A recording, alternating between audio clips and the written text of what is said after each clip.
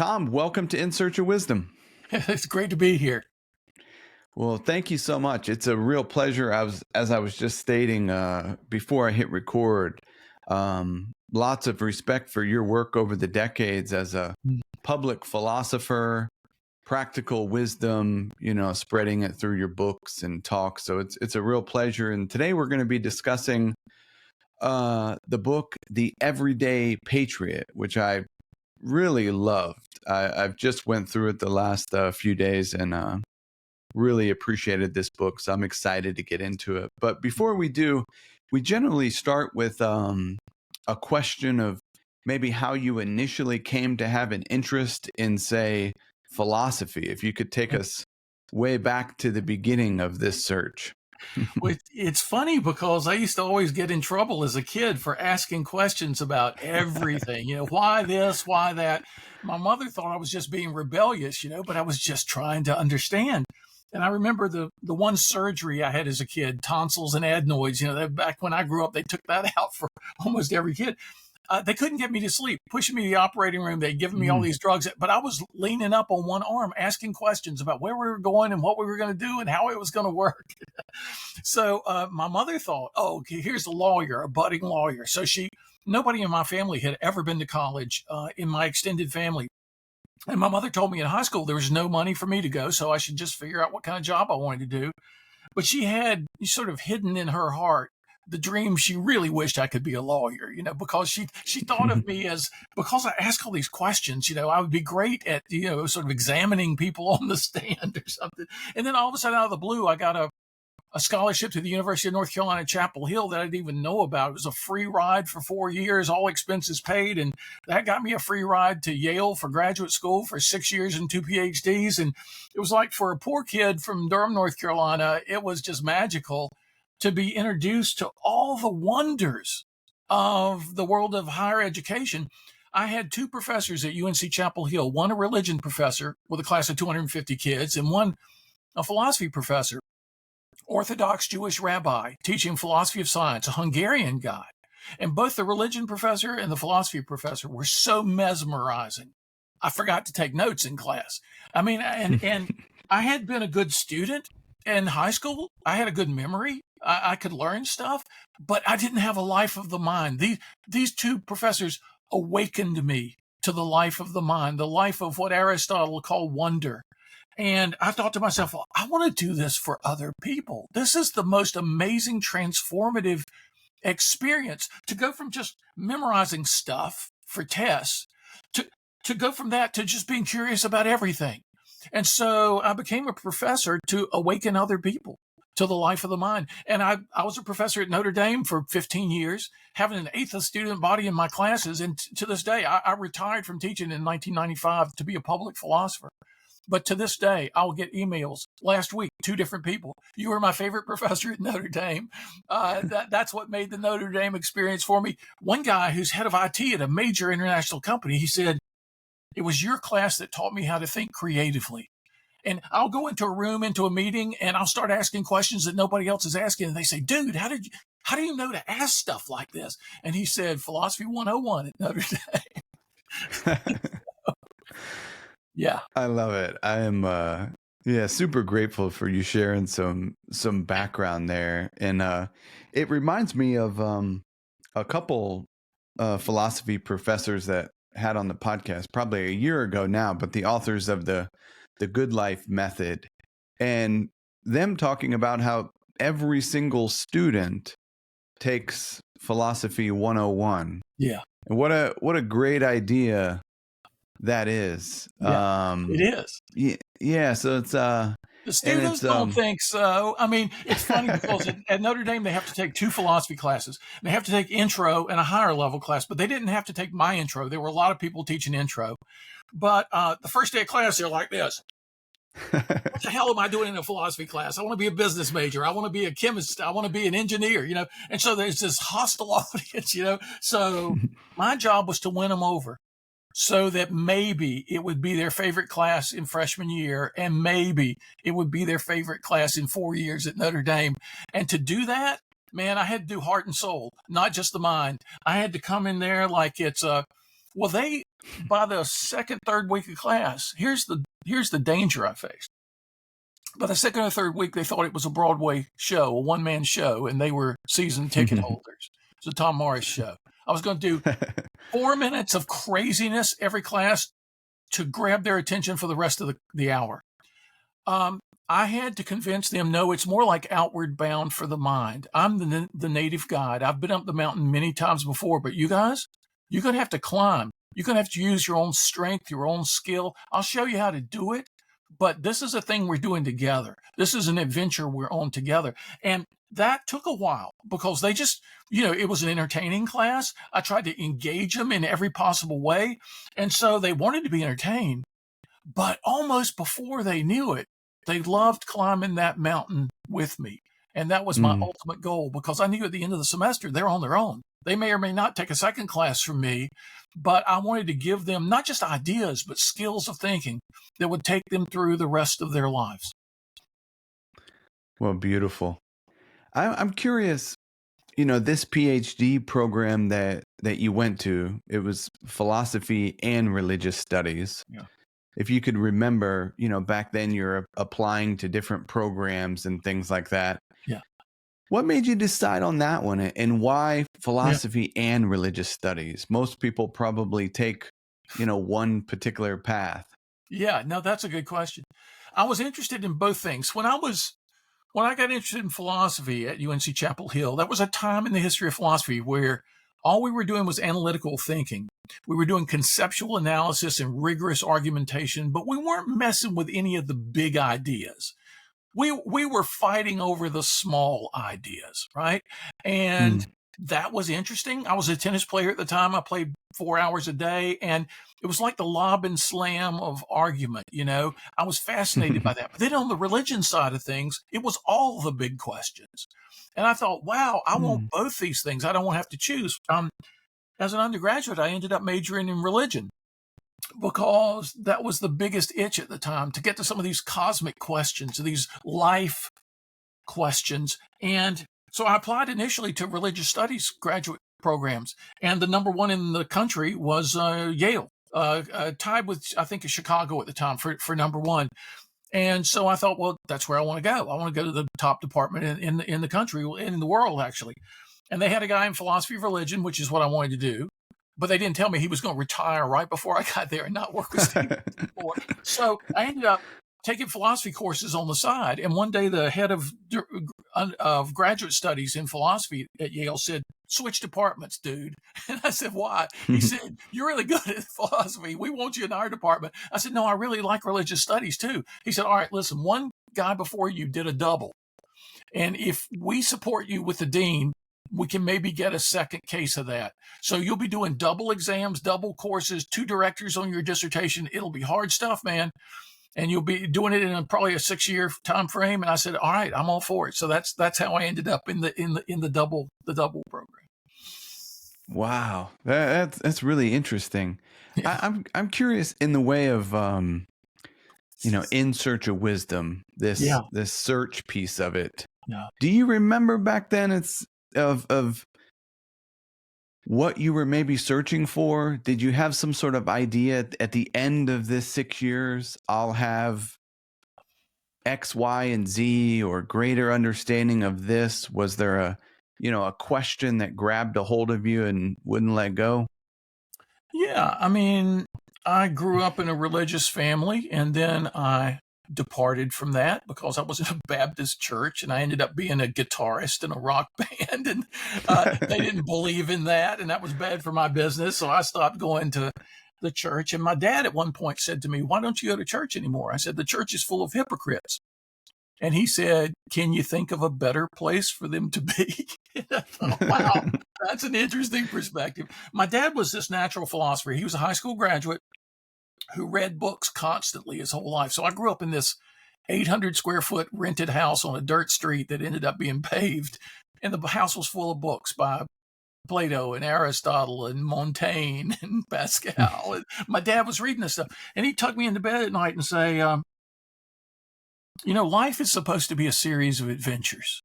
The one you're on now is preparing you for the next one, often in ways you can't even imagine. Or another Mm. night he would say, now, Tommy, when you get older and you find a job, do it as long as, number one, you love it. And number two, you think you have something distinctive to contribute. If either of those things changes, you should make a change. Maybe another night he would say, tonight I'm going to teach you how to relax. Okay, squeeze your feet, your muscles in your feet as tight as you can, and then let them go. And then he would work his way up. Now, this was in the 1950s, right? This was before anybody was doing this stuff. And so my dad just kind of imbued this kind of wonderment in me about everything. And when I was undergraduate philosophy, when I was graduate school even, mostly I was just cultivating tools, finding my tools for finding my way. And there would be questions like, is there God or not? If so, why is there so much evil in the world? There's this one guy in graduate school. I decided there's this one guy. I read his new book, came in the Yale Divinity Library. Now, I wasn't a divinity student. I was religious studies and philosophy, but I'd go hang out at divinity school, had a good library. One day a book came in the library, and it was all about modal logic and its application to religious questions. I was like, really? Logic about necessity and possibility and impossibility. And I remember it was one of the most difficult books I'd read at the time, but I stood up at the new bookshelf and I read most of the book standing up at the shelf. I was so hungry to learn this stuff. Wow. More tools. I did my dissertation. Half my dissertation was on identity statements, A equals B. So I'm looking at Frege and I'm looking at Saul Kripke and I'm looking at all this esoteric stuff, and I'm using it, applying it to religious belief in ways that people just say, what? What is he doing? So I've always been this guy, the adventures my dad told me about. Okay, I don't care if anybody has crossed that boundary ever. I'm going to cross it if it looks interesting to me. I don't care if anybody's ever used modal logic to look at distinctively Christian doctrines. I'm going to do it. And they told me at Yale I had the biggest audience for my dissertation defense in the history of either department, like people would gather around a car wreck. There was just this morbid fascination. What is this guy doing? And it was awesome.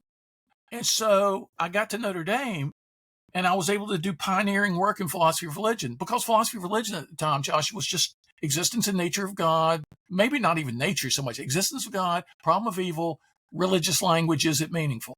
There were no other topics. And so I started pioneering all these new topics in philosophy of religion just because I could. Like at Yale, it was like everybody was sort of, why is he doing this? Same thing at Notre Dame. And now, decades later, the ideas I started introducing as a first-year assistant professor, it's a field unto itself. It's a flourishing field in philosophy. So when I got to the point that I felt a sense of when businesses started calling me, and this was like, talk about a new adventure.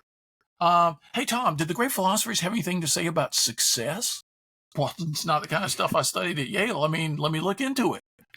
Hey, Tom, could you come in and give a talk to our group on ethics? And rather than say, well, I'm not the ethics guy, I said, okay, I'll put together something. Sort of the secret of me being a philosopher is somebody asked me a question and asked me to look into it. And I say, never. I'm not the guy for that. I say, okay, let's see what happens, right? Where can I find some breadcrumbs? So that's what I was doing as an undergraduate and graduate. I didn't go in with preconceived a whole set of questions that I'm going to find the answers to. I went in with this whole adventurous mind and curiosity about the context in which we all live. So years later, I'm in this little seminar with Leszek Kolakowski, a Poland, he was the chief communist theorist in Poland until he was converted to Catholicism. Then his life was in danger. So he ends up at Yale teaching a seminar on Blaise Pascal. And Pascal seemed to have this sense that things we do make sense only in the context they're in, and that this can vary context to context. Like you wouldn't show up at a formal dinner in a ratty t-shirt, and I used to tell my kids that, trying to express the idea of appropriateness, wouldn't it be appropriate for a dog to wear a tuxedo, Oh, yeah. And so Pascal sort of explained to me context, and I wanted to understand the context of human life. What's the big picture for what it's all about? And you can't identify wisdom for your journey unless you know what your journey is. What counts as wisdom for this particular journey in this particular context? And so that's the thing that sort of animated me a little bit as an undergraduate and even more as a graduate student. Mm. I love it. And I've got a question for you in a bit around this perspective and context. Yeah. But let me ask one final question, if I could, Sure. related to this, maybe like discerning our way, finding our particular path in life. I'm curious for any listeners that are out there, like you've mentioned the adventure. So you're a professor at Notre Dame, been there 15 years. Many people might be looking at tenure and things like that, and Yeah. you stick around there. How do you, for any listeners that is maybe thinking and has one of these difficult questions of discerning a particular path this way or that way, how do you differentiate maybe this is a call to adventure, Yeah. or this is just like the grass is greener on the other side type of thing? Right, absolutely. That's a big question. Well, it's funny because I started off tenure track assistant professor. They told me, to get tenure at Notre Dame, you have one book with a great university press and 10 articles. Well, when I was up for tenure, I had 10 books and 40 articles because I couldn't shut up. Basically, I was just this endlessly curious guy, and so I went from assistant to associate with tenure to full professor to teaching 2 days a week with 12 teaching assistants who graded all the papers. And when I decided to leave, people said, who would leave a job like this? You got a guaranteed job for life. You work 2 hours on Monday and 2 hours on Wednesday, and you get paid a full salary. And it's funny because I didn't think I would ever leave Notre Dame. They wanted to be number one in the world in philosophy of religion. That was kind of my thing at the time. So, hey, the best people in the world on sabbatical would come to be with us for a year or a semester. It was like, Mm. why would I want to go anyplace else? And yet when these businesses started asking me to give talks, and I realized that the people in the room weren't just taking notes for an exam. They were having revelations and insights that would help them make their lives better right away. And when I started going to audiences of 1,000 and 2,000 and 5,000 and 10,000 people and saw them giving standing ovations to the wisdom of the philosophers that just wouldn't stop, it was almost like my rock music days where people are on their feet and they're yelling and whistling. And I'm thinking, this is obviously needed in our culture right now. There's obviously a hunger for real thought, real wisdom. There's a lot of faux wisdom. There's a lot of counterfeit wisdom behind so many best-selling books for the last 30 years. Right? People saying what others want to hear. People saying what is sort of in the broad neighborhood of maybe the truth, but there's no precision. There's no conceptual adequacy. There's no intellectual responsibility behind so much of that stuff. Just people are shooting up fireworks and everybody's saying, yay. And all of a sudden, here I come trying to bring people the real thing, and they're just as excited. Well, maybe the world needs more of that. And guess what? There are a lot of good professors at a place like Notre Dame and at a lot of places. But how many public philosophers were there in the 1980s and the early 90s? I didn't know of one. I mean, there was Mortimer Adler, who wrote books for a broad audience, and I had lunch with him once with a bunch of graduate students. His approach to philosophy is skeet shooting. Whenever a graduate student at the table said anything, he tried to shoot it down as fast as he possibly could. And so everybody was scared to say anything, right? I'm thinking, this is the way to get people to philosophia, love wisdom. I wanted to cultivate, if somebody said something stupid, it was usually around the block from something wise. And I wanted to help them take those few steps and make that turn, not just pull out my shotgun and go pull, blast. And so Mortimer and I have very different attitudes about how to spread philosophy in the world. And so I started having the sense that I was supposed to do this. And it was not at all a grass is greener thing because I loved Notre Dame. I loved my students. I loved every day in class. It was a lot like a Broadway show. It was a lot like the best Outward Bound experience you've ever had in your life. Who would leave that? Who would ever want to leave that? There is no greener grass. But I felt a sense of obligation to go do Mm. more of what I was getting a taste of.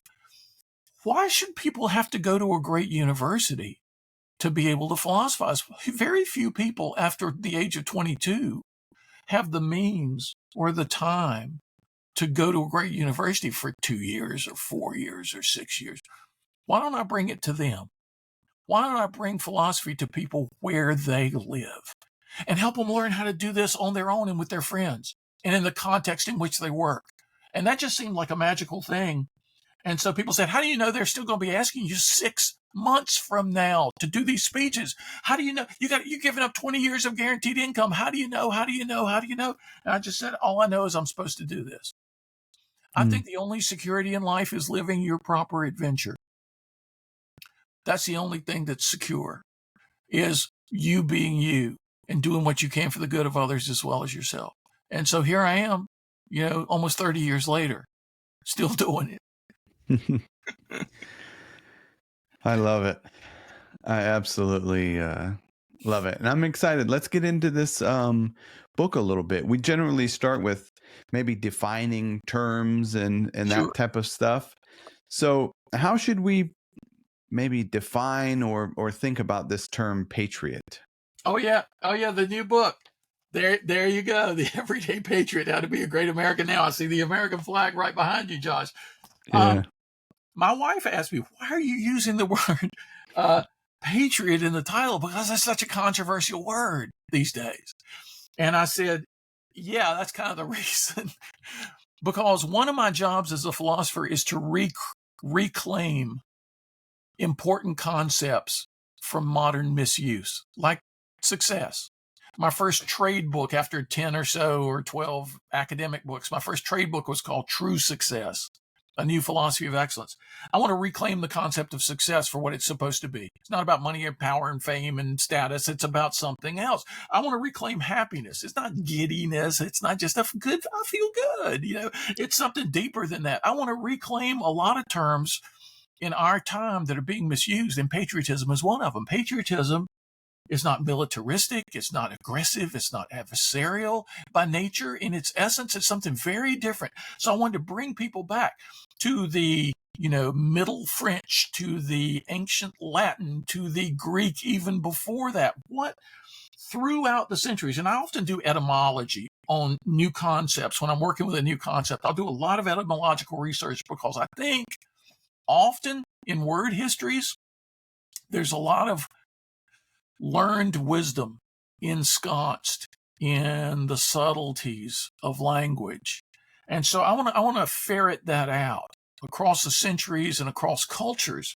And when you go back with patriotism, just has to do with loving where you live and the people with whom you live. And love is not an adversarial concept. It's kind of the opposite from that. And so it's more like growing your garden for the good of others as well as yourself. And when I was first asked to do this book, again, Josh, you can see, as a guy that started off with modal logic and philosophy of religion, writing about patriotism and American politics, what? So one day I get a call from Norman Lear, the famous TV producer, All in the Family, The Princess Bride, This is Spinal Tap, all those TV shows and stuff. And he and I had gotten to know each other when I was 39 and he was 69. I'm 71 now. He's 101. It's amazing. I've talked to him just recently. Nice. He's still sharp and doing new things. But he called me in 2001. He said, hey, I just bought a copy of the Declaration of Independence and I paid $8.2 million for it. I said, are you kidding me? You paid too much. I got mine for $4.95 at Barnes and Noble. And he said, yeah, you funny guy. He said, I bought a painting at a yard sale in Philadelphia for $4 just to get the frame. He gets it home, takes out the picture, wants to put in his own picture. As he's taking it apart, something's folded up. It was one of the original Dunlap broadsides printed July 4th, 1776, one of 200 to be taken around to the original colonies and read in public places aloud so people would know what was going on. And he said, I want you to write a speech about the values of the Declaration of Independence. I want you to travel with the Declaration and give a speech at every whistle stop. I'm going to send it across America so that people can see their nation's birth certificate. And I want you to remind people of the values behind this nation. And I said, okay, let me go read it and I'll kind of come up with something. And 2 weeks later, he calls me, he says, I had to turn it over to a team of people. I'm doing some new TV shows. And the word leaked out in Hollywood, as it always does with a team. And they said, every Oscar winner wants to travel with the decoration, Norman. What's going to draw a crowd? Your friend, the philosopher in Wilmington, North Carolina, or 3 or 4 Oscar winners. And he said, so you may have to get to stay home after all. And I said, well, why not turn it into a little book?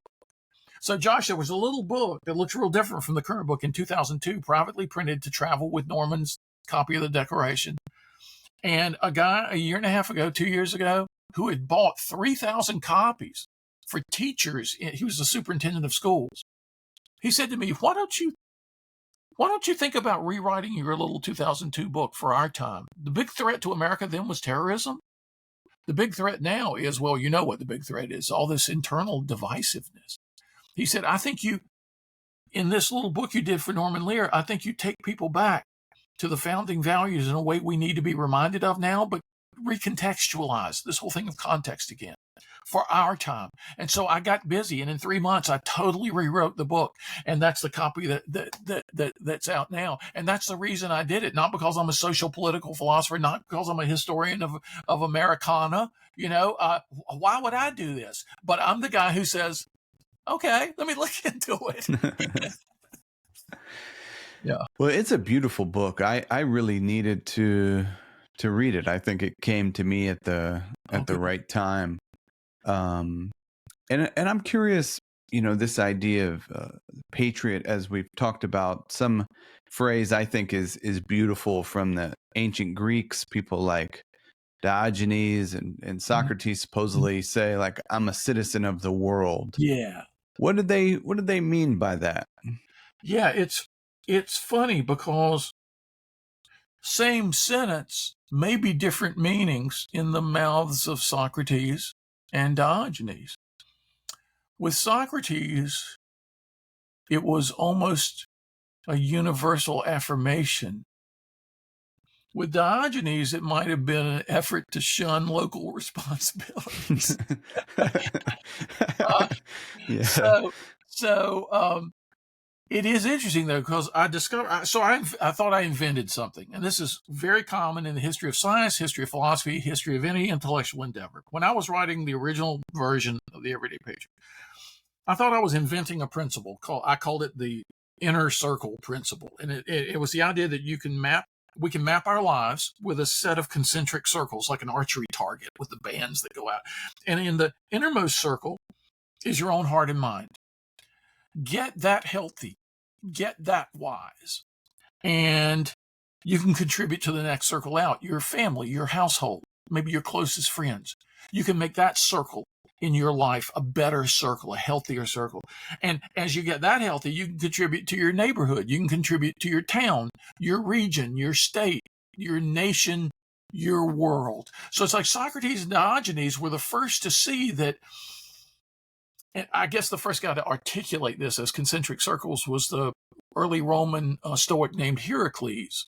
And I just discovered that after I sort of invented it on my own. And I was, Heracles already thought of this. And we use it a little differently, but it's the same idea that Socrates and Diogenes saw the human family extends beyond the polis, the town, the city that we happen to find ourselves in.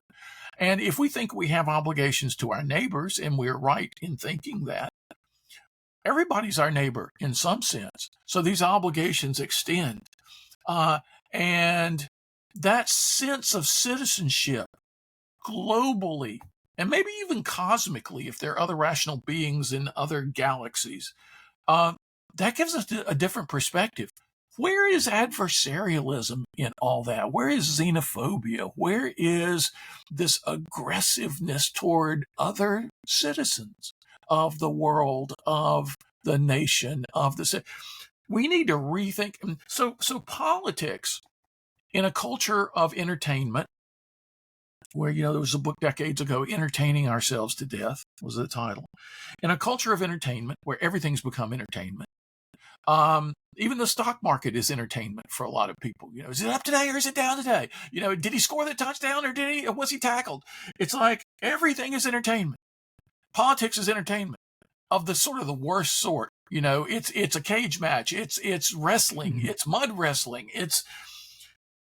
Wait a minute, maybe politics is really different from that. So I tell in the book this short story, and I'll be real quick here, but I just spoken to a bunch of heads of IT, information technology, and chief information officers at some of the biggest companies in the world at the Ritz-Carlton Battery Park in New York City.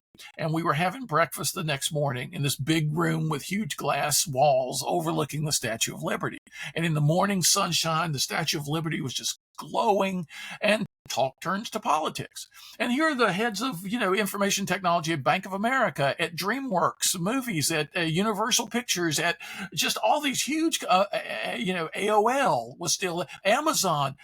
And talk turns to politics, and in the middle of this, all this, I said, well, Aristotle believed that politics is about how best to live well together. And there was just laugh around the table, people choking on their coffee. I thought half the people were going to choke on their biscuit bite they just took. And when the laughter died down, which was not the result I expected, one guy looked at everybody else around this big table and then looked at me and said, how did we fall so far? I mean, there's Aristotle. Politics, how best to live well together. Politics, people in partnership for a shared purpose. Politics, all about living well. How did we fall so far? And part of it is treating politics like a sport, that we are participant. We're not participants. We participate only as spectators. That's the kind of participation we do. Spectators. Cheering on your team, booing the other team. Let's just go back to the original views of what politics are all about. And it has nothing to do with that whatsoever. It's about what I call these days, I don't even think I put this in the book. I think I came up with this after the book came out, because you got to have a label for what you're doing in philosophy. So I call it contributory localism. Contribute to your local context as much as you can. When I take my walks in the morning, I want to pick up trash on the street. I want to tell somebody if there's broken glass in front of their driveway, because I know they walk their dog every day. I don't want their dog to cut his paws on the broken glass. I want to contribute to my locality so that it can contribute well to the greater context and the greater context and the greater context. And that's what really led to this book. But what cued me in was reading the founders of our nation, not just reading the Declaration of Independence. And there's a great video online, Google actors reading the Declaration of Independence. Norman assembled all these great actors who take turns reading the Declaration, and it comes alive in ways that it can't even hope to on the page. That's why they did these 200 copies to be read aloud throughout the colonies, with heart, with passion. And see, people think of philosophy as the opposite of heart and passion. It's just the cool intellect dealing with ideas. No. Philosophy at its best is everything. Heart and passion and mind. And so I went back to the founders, and then who did they read? They read the great philosophers. They read John Locke, John Stuart Mill. They read Plato. They read Aristotle. Okay, let's go back there. And so I end up writing this little book, taking people out of the context of our current squabbles and back to the common ground on which the nation was built. It's like, if you ever want to get together with people and accomplish anything worthwhile, you got to find common ground. And so the book is all about common ground. And people kept warning me when I was writing it, you can't do this because there is no common ground. People are so divided on so many things. No, there's always common ground, because every divided person is a human being. And so I'm going to go back to some of those genuine human needs and aspirations. So that's what I'm going to build this book around. Can I ask you about, that idea and wisdom? Like, as you're talking, I'm thinking of the beautiful inaugural address by Lincoln. Yeah. We're not enemies but friends, and kind of making this call to the better angels of our nature. Yeah. Maybe something else he said is, someone that agrees with you 80%, it's not a thing. And it's like some of the divisiveness is, over people, agree on 90% of whatever it may be.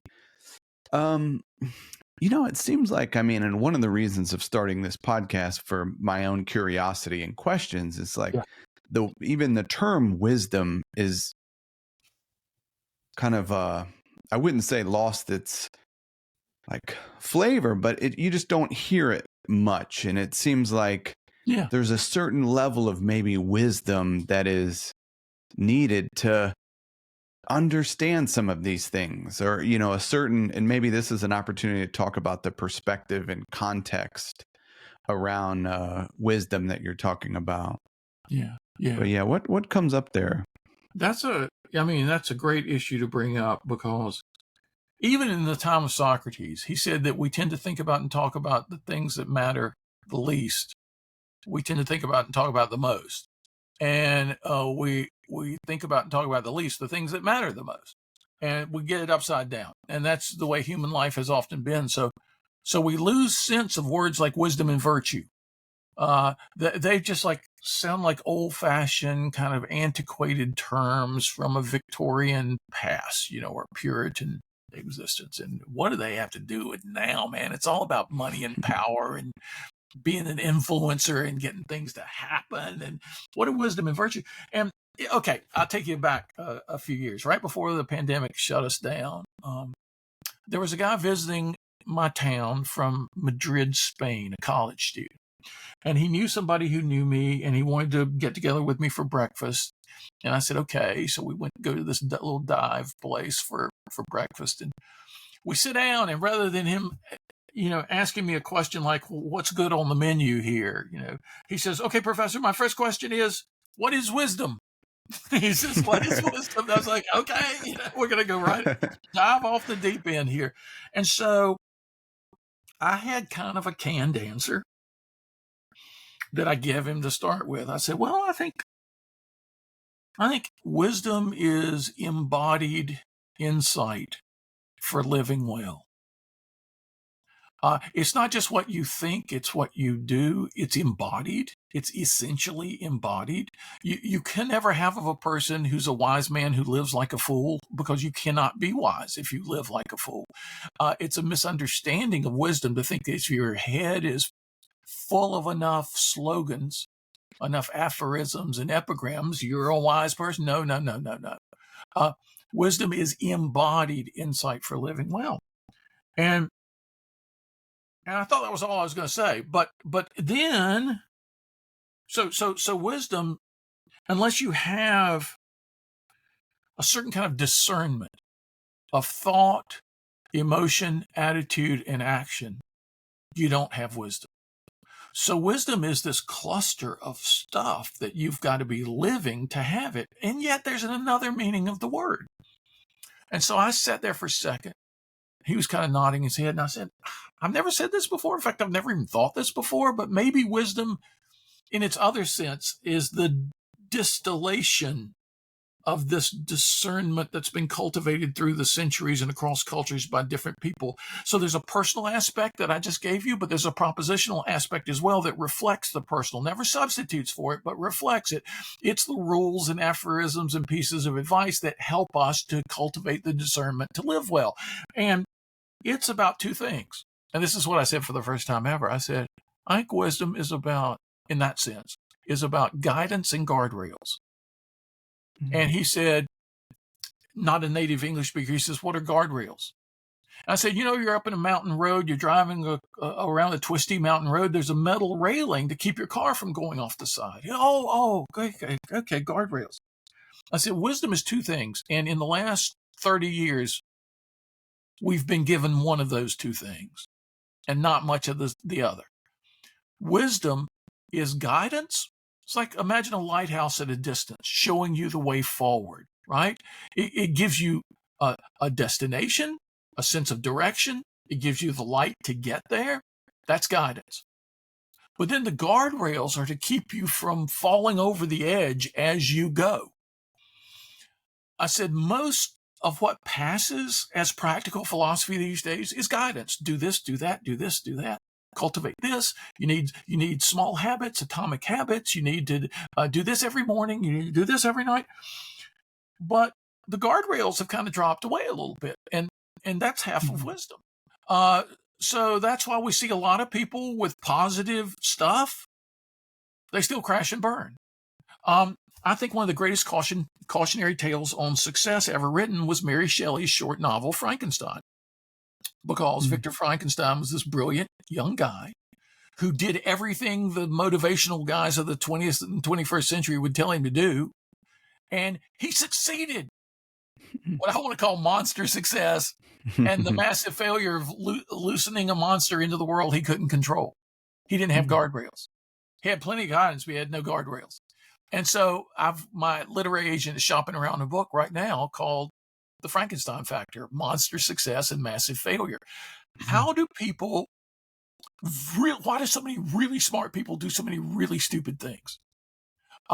You can use this in politics, American domestic politics, people creating monsters they can't control, international foreign affairs, Putin creating monsters he can't control. You can use this in AI. You can use this with respect to really creative financial investment vehicles back in 2007 and 2008 that almost took down the economy, right? It's like we just have this going on forever. So I use some ideas from Mary Shelley, not just from Frankenstein, which she wrote when she was 18 years old, but the next book, published in 1826, that's about a pandemic in the 21st century that kills everybody. Most people don't even know Mary Shelley wrote about that. Yeah, Mary Shelley. It's called The Last Man. It's told by the last man alive after a virus kills everybody in our century. Wow. But it's about the same things that Frankenstein Factor is about. It's about self-focused, grandiose ambition out of control. No guardrails, no risk management, no wisdom constraints, no sense of consequences. Just, I want to be great. I want to be famous. I want to do something people will remember forever, and the consequences of that. So I use Mary Shelley's ideas to go back to the oldest human epic, Gilgamesh, to go through the Iliad, the Odyssey, the plays of Sophocles, Xenophon's Education of Cyrus, which Peter Drucker, the management guru, said is the greatest book on leadership ever written, and nobody reads it. And I think he's right, but not for the reasons he thought. Through to Beowulf, Don Quixote, Moby Dick, into the 20th century Sinclair Lewis's stuff. There are all these cautionary tales, the guardrails, that we've been ignoring while we just soak up the guidance. Do this, do that, do this, do that. Here's what they did at Apple. Here's what Steve Jobs did. Here's what, oh, I want to do that too, without any of the sense of the cautionary stuff. And so you see foolishness on steroids. Zuckerberg never sat around his dorm room saying, I want to take down democracy around the world. I want to help people get dates. But he just wanted, then that fed the ego, and and then all of a sudden we get the problems we get. Elon's another example. There are so many examples of this these days. So yeah, I mean, wisdom, right? I mean, concept. It's a multi-layered concept, and people have no sense of that now. And we do a great favor to our culture to try to insist that people understand what wisdom is all about. Mm. You write in the book that citizenship isn't just a legal status, it's a moral calling. Yeah. And I'm curious to follow up on this guardrails. Yeah. It's a moral calling. I'm thinking of Marcus Aurelius writing this meditation to himself about kind of duties and obligations to get out of bed and do the business of being a human. Yeah. Are a moral calling or duties and obligations, are those examples of guardrails on from the individual perspective? Yeah, they have both sides to them, I think. But the guardrail side is really important, because what Marcus understood at a really intuitive level is, I don't exist just for me. And that's a big piece of news to a lot of people in our time, right? I exist for the greater community.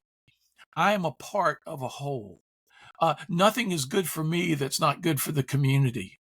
Those are some powerful pieces of insight Marcus had. And he tried to remind himself of that frequently, because there's this gravitational pull of the ego. It's almost like wisdom is rocket fuel to help us escape the gravity of foolishness. It's like we got to break out of the gravity. We've got we need a certain kind of propulsion to keep us from being egocentric monomaniacs about what we think wrongly is our own good. And for Marcus, it could be something as simple as just staying in bed all morning. And he had to remind himself of his duties, his obligations. And we think of duties as obligations almost as an unfortunate necessity in life. And he seemed to think of them as very different from that. These are important ingredients in living a good life. And I can't live a good life unless the people around me are living a good life. And that's what a lot of businesses are just beginning to wake up to with respect to politics. You can't have good commerce, good business in a cultural wasteland where everybody's at war with everybody else. That's not, again, back to Pascalian context, that's not the context in which business can flourish. People need to be flourishing, right? And so our politicians need to wake up to some of these guardrails, or else we end up not just with an environmental catastrophe, we end up with cultural catastrophe, with social catastrophe, with economic catastrophe. And it's in our day that we are being, what an exciting time to be alive. Because it's almost like every possible human problem is on steroids right now. Every possible human problem is projected on the biggest scale, where we've been able to tread water and ignore a lot of important things about wisdom, both the guidance and the guardrails. But we're at a time now where things as diverse as the environment and AI are calling us to not make any more big mistakes, because guess what? At this point, such magnitude of foolishness is no longer survivable. And so we're being forced to re-examine, our lives, our perspectives, and to go back and look for wisdom in the past for what we face next in our own future. Hearing you talk about duties and obligations and everything we've been talking about, it's making me think in the way of like the everyday patriot, some of our naturalized citizens, for example, in this country are some of the most, patriotic in the way of this thing of becoming a naturalized citizen. And and for individuals that were born here, this citizenship, there's no sort of, unless you impose some of these duties and obligations, this moral calling, there isn't, it's like this freely given thing.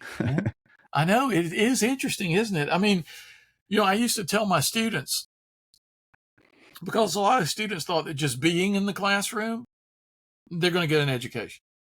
And I use the old metaphor, sleeping in a garage doesn't make you a car, I mean, just being in a place, and that's almost what you're talking about of most citizens of the U.S. just born here. We're here, we're citizens. We don't understand.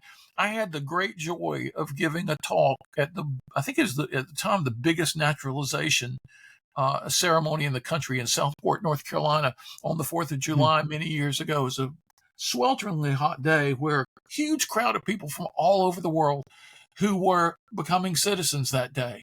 And just to talk to these people and how fired up they were about being players on a team. That's what citizenship was about. It was about being players on the team. Even if you're benched for a while, you're important in the practice sessions for the A team that goes in on that championship game. Everybody has a role. And Notre Dame, I taught the championship team of 1988 in my intro to philosophy class among the multitude of other students. And they had a slogan that year: I'm here for you. I'm here for you. That's citizenship. I'm here for you. Whereas most people get it the other way around. You're here for me. If you don't know that, I'm not having anything to do with you. That's the opposite. We've fallen into opposites land. And that's what foolishness is all about, the opposite of wisdom.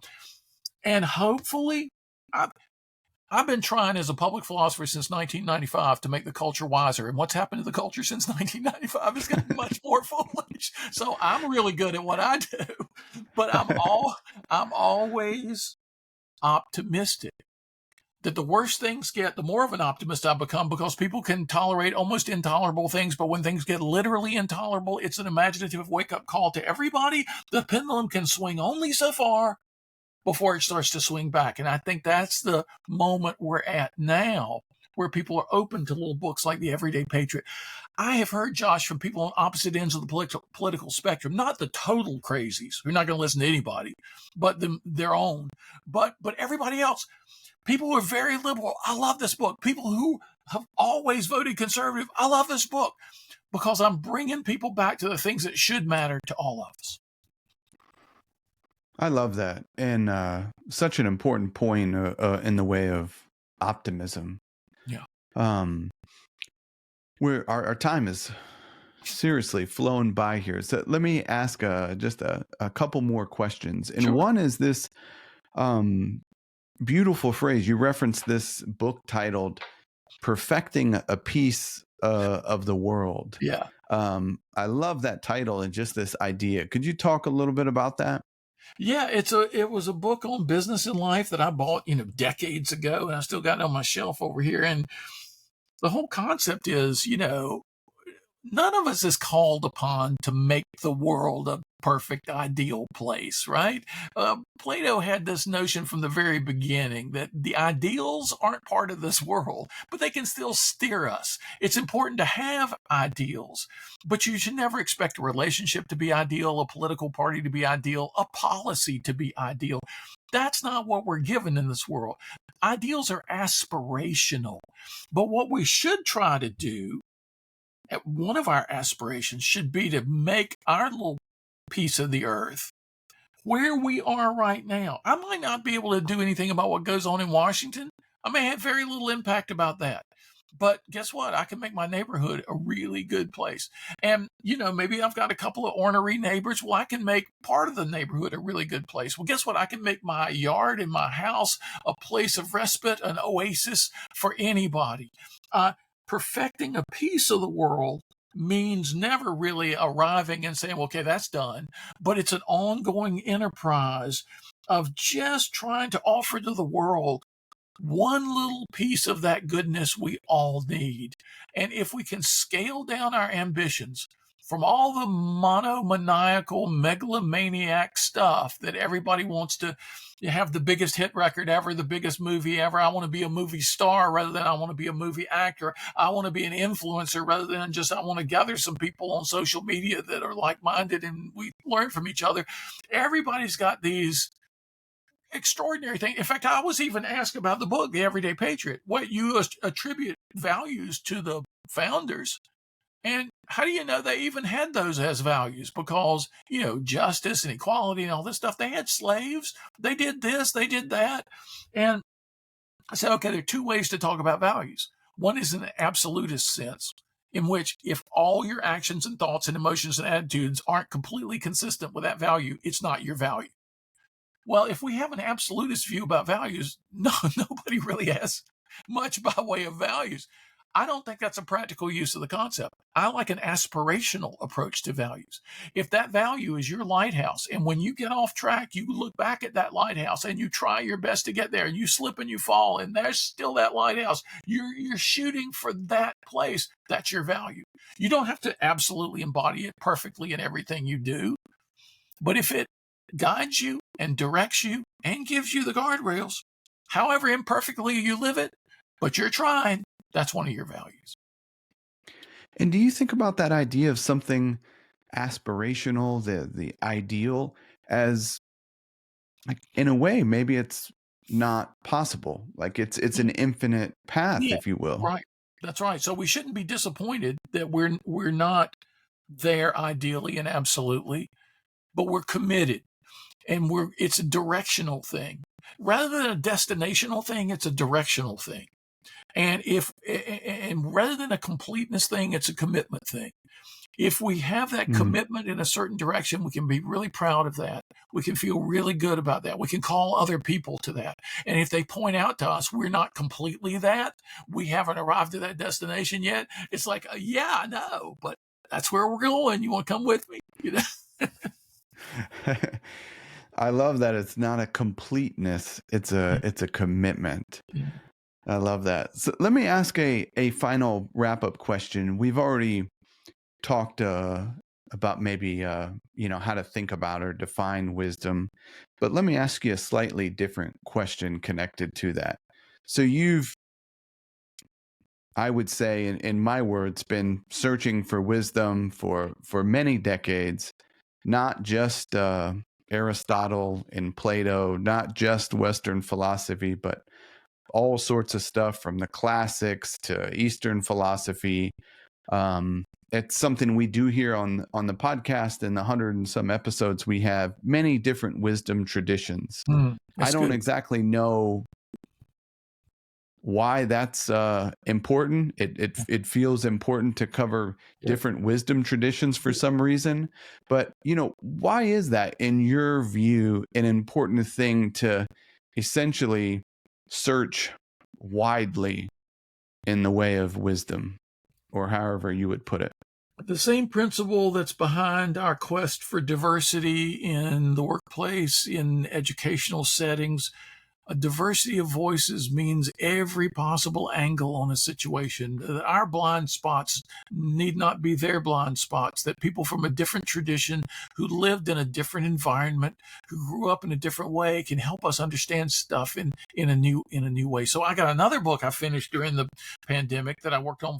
I worked on the Frankenstein Factor for 20 years. I worked on this other book for 30 years. And I've got 7 chapters on Lao Tzu and 7 chapters on Confucius and 7 chapters on a medieval Islamic theologian and 7 chapters on Ralph Waldo Emerson. I mean, I'm going all over the world with, a bunch of figures representing different wisdom traditions, but showing their, as much as they differ on theoretical things, there's this remarkable convergence on practical wisdom. They will say the same things in different ways and give us different facets of understanding. And it's like, you can't get it on first reading often. A few years ago, during the pandemic, I went back and reread the Odyssey 4 times through, cover to cover, in 3 different translations, and I reread the Iliad twice. Now, I'd read each once or twice in my life, once as a student, when it's kind of the thing like, why are they making me read this? But I came to realize that the Odyssey is all about the power of purpose. Odysseus has a purpose to get home, and he's tempted, and he falls short, and he falls into inconsistent behavior time and time again. But his sense of purpose is so strong, he overcomes all the temptations eventually, and he gets home. It's about the power of purpose. The Iliad is about the power of partnership. The whole story starts where the partnership between the leader of the Greeks, Agamemnon, and their chief warrior, Achilles, it breaks apart because each of them is more concerned about me than the community. And each of them, I'm not getting as much spoils from this battle as Achilles is. I want some of his. Achilles, I'm not getting as much. Disrespecting each other, fighting each other rather than the Trojans. And then you have other parts of the Iliad where beautiful partnerships work in incredible ways. It ends up being a book about the power of partnership. Just like Dracula, nobody told me Dracula's about the power of partnership. You might guess it from the title of 3 Musketeers, but they're 4 guys who show the power of partnership. All this great literature showing us from different contexts, different cultures, different historical periods, things we need to know now. So I think that diversity of voices is so important to fill in our blind spots, to educate us in new ways. And it happens in my life all the time. I'm glad you do this, man. You're so good at this. I mean, I could tell for each of your guests, it's probably the highlight of the year being on this podcast because you're so good at asking questions. You're so good in your own quest across all the diversities of wisdom traditions that you help any guest who's lucky enough to come and be on this podcast with you. You help us to see new things in new ways while we're talking. Well, thank you so much, Tom. It's a real pleasure, and I appreciate those kind words. Do you have a title on the book you just mentioned with the 7 chapters on? Yeah. It was originally called The Wisdom Collector, and that may be the title. And now, though, the Dummies people, they asked me in the 90s to launch lifetime learning for the Dummies books by doing Philosophy for Dummies, along with the curator of the Metropolitan Museum. He did Art for Dummies. I did Philosophy for Dummies. We launched the Humanities in the Dummies series. And they came to me this past January and said, Stoicism is so big around the world right now, in the military and business and sports and entertainment. Could you write Stoicism for Dummies by September? And this was like, I don't have time to do it, but I found one of my former graduate students, a great philosopher in his own right. He's a historian. I'm a conceptualist. We did together Stoicism for Dummies. And so I mentioned that it's out in January. I mentioned that because, which is crazy time frame for a publisher. I mentioned it because the Wisdom Collector may have the title Beyond the Stoics, because everybody's fascinated with the practical wisdom in the Stoics, and I want to show how, in addition to the Stoics, you can go beyond the Stoics and find equal or more richness in thought from the Chinese, from the Muslims. In fact, when I wrote the chapters years ago as a newsletter for presidents of companies I was speaking to, the president of Ryder Trucks, truck rental company, wrote me. I'd sent him a little 10-pager on Hadrat Ali, a medieval Islamic theologian. And he said, Tom, I have my executive team read all of your newsletters. Give it to them on a Friday. The next Monday, we have an executive session. We talk about what you've written about, whether it's Lao Tzu, whether it's Confucius. He said, I got a question for you. How did a medieval Islamic theologian know everything that Ryder Trucks needs to be doing now to have a successful business? I said, dude, human nature has never changed. That's why we can listen to the old folks, those who've gone before us, and glean a lot of light for our path now. Well, beautiful. I love it. This has been great, Tom. And again, the book we've been chatting about today is The Everyday Patriot. I think it's a must read, but obviously you've written many others. Is there anything you'd share with the listeners, or, particular websites that you might point them to? Sure. Another is, I just happen to have these on my desk. Another Nice. is my short novel, The Oasis Within, which leads to a series of 7 other bigger novels, which is kind of an epic story in Egypt in 1934 and 1935. I think it's the best philosophy I've ever done, and was the most unexpected project of my life. The Oasis Within. A therapist told me at a dinner party, I think every therapist in America should have all their patients read this book. This is everything I try to teach my patients, but it's in this vivid, metaphorical story form that is so much more powerful than just abstract ideas. Then I would mention my book that came out right before the pandemic. People thought wrongly I was a genius, about how to deal with difficult change. Came out 3 months before the big shutdown. Plato's Lemonade Stand. When life hands you lemons, make lemonade. Everybody says it. Nobody says how.